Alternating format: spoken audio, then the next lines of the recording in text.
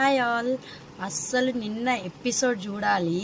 ఆహాహాహా, అసలు ఆ రితుని డెమోన్ గారికి సపోర్ట్ చేయడానికే సంచలక్ చేసినట్టున్నారు. నిజంగా క్యాప్టెన్సీ టాస్క్ కోసం సెలెక్ట్ చేసేటప్పుడు కూడా అందరినీ ఎంత మ్యానిపులేట్ చేసి మనీష్ గారిని తీసేద్దాము, డెమోన్ గారిని పెడదామని చెప్పిందంటే అబ్బా, ఆమెకి హ్యాట్స్ ఆఫ్ అండి.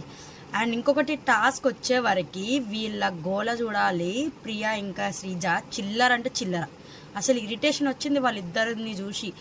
అసలు ఒక గేమ్ ఆడేటప్పుడు కోర్స్ ఒక నలుగురు ఉన్నప్పుడు ఒక పర్సన్ని టార్గెట్ చేస్తారు, తనను పంపించి ఇంకొకరిని టార్గెట్ చేస్తారు. ఆ మినిమం సెన్స్ కూడా లేదా? ఇన్ని సీజన్లు చూసినప్పుడు వాళ్ళకి ఎలా అరుస్తున్నారు, ఇష్టం వచ్చినట్టు అరుస్తున్నారు. మళ్ళీ వాళ్ళకి చెప్తున్నారు. ఇంకా ఈమెనైతే ఎందుకు సంచాలక్ని పెట్టారంటే డెమోన్ని గెలిపించడానికి.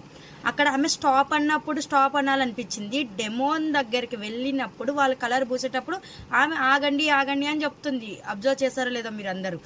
అండ్ ఆయన 3 సార్లు కలర్ పూసారంటుంది, కానీ నెక్స్ట్ లాస్ట్లో కలర్ పూసింది డెమోన్. మీరు వీడియో ఒక్కసారి చూడండి, నిన్నటి ఎపిసోడ్ది క్లియర్గా కనిపిస్తుంది. ఆమె డెమోన్కి వాళ్ళిద్దరు వెళ్ళి కలర్ పూయగానే ఆగండి ఆగండి అని చెప్పి భరణి గారిని ఎలిమినేట్ చేసింది.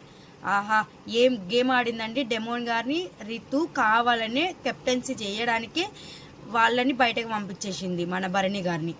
అసలు క్లియర్గా తెలిసిపోతుంది ఆమె ఎంత ప్లాన్గా. ఎందుకు ఆమెని సంచాలక్గా పెట్టారో నాకు అర్థమే అవ్వట్లేదు. మొత్తం ఆయన కోసమే ఆమె సంచాలక్గా ఉంది. అసలు ఎవ్వరికి న్యాయం చేయలే. గేమ్ అంతా ఒక్కసారి అయిపోయింది. సంచాలక్ ఇచ్చి కూడా ఆమె అసలు 100% చేయలేకపోయింది. ఫెయిల్ అయిపోయింది, అట్టర్ ఫ్లాప్ అయిందనమాట. సో రితు వల్ల డెమోన్ పవన్ గెలిచాడు. ఆమె ఫస్ట్ సెలెక్ట్ చేసి అప్పటి నుంచి డెమోన్ని మాత్రమే సపోర్ట్ చేసింది, వీళ్ళెవ్వరికి సపోర్ట్ చేయలే. ఓనర్స్ కూడా ఎలా అరుస్తున్నారంటే వాళ్ళిద్దరూ నిజంగా కామనర్స్ సెలబ్రిటీస్ కామనర్స్ అని.